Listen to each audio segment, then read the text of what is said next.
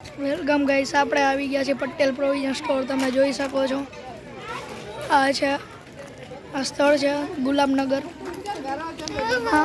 રાજકોટ. તમે કરિયાણા માટે વિશ્વાસુ સ્થળ એટલે ગુલાબનગરમાં પટેલ પ્રોવિઝન સ્ટોર. તો ચાલો આપણે હવે અંદર જઈને તેની મુલાકાત લઈએ. ચાલો તો આપણે શોપમાં એન્ટર થઈ ગયા છીએ. શોપના ઓનર છે અશ્વિનભાઈ. તો તમે આ કેટલા વર્ષ જૂની દુકાન? 25 વર્ષથી છે આ જૂની દુકાન.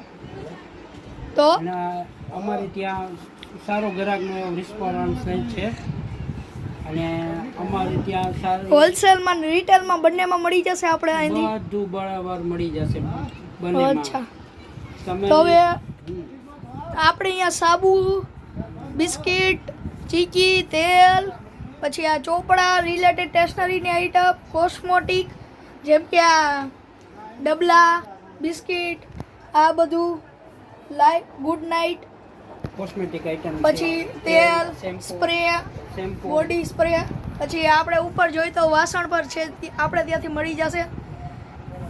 આપણે અનાજમાં કરિયાણામાં આવે છે ખાંડ, તેલ, પછી ચોખા છે, દાળ છે, બંને લોટ છે અને તેલ પણ છે.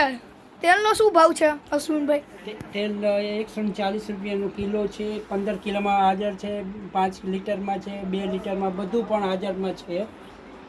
140 રૂપિયાના લીટર, બોલો ભાઈ, આનાથી સસ્તું ક્યાં મળે? આપણે છૂટું પણ તેલ મળી જશે. પછી કોલગેટ છે આપણે અહીંયા, સાબુ, ઉંગરા, કોલગેટ બ્રશ, બધું કોલગેટ બ્રશ, મીઠું, નમક, પછી આપણે મગ, પછી સાબુદાણા, પાણીપુરી તરવાની લોટ, પછી આ ઘઉંના લોટ છે, આ 5 કિલોનું પેકિંગ છે, આ 10 કિલોનું પેકિંગ છે.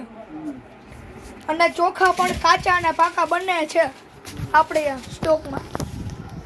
ધાણા જીરું, હળદર, એક આઈટમ અને દાળ ને બધું પેકિંગમાં આપણે રાખીએ છીએ, ઉપલબ્ધ છે.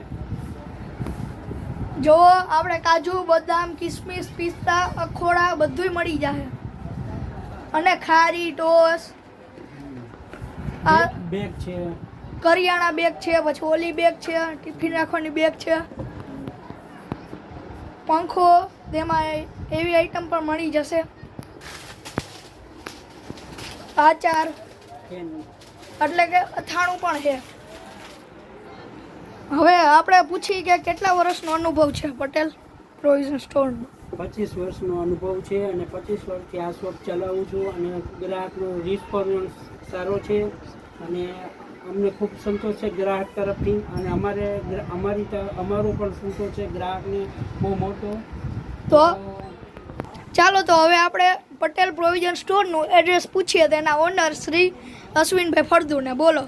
રાજકોટ કોઠારીયા ગોંડલ ચોકડી પાસે અમારું શોપ આવેલો છે અને અમારો ટાઈમ છે સવારના 7 થી સાંજના 10 વાગ્યા લગી. બપોરે 2 કલાક લંચ છે, 2 થી 4 વાગ્યા લગીનો. 4 વાગે પછી ઓપન થઈ જશે. ઓપન થઈ જાય.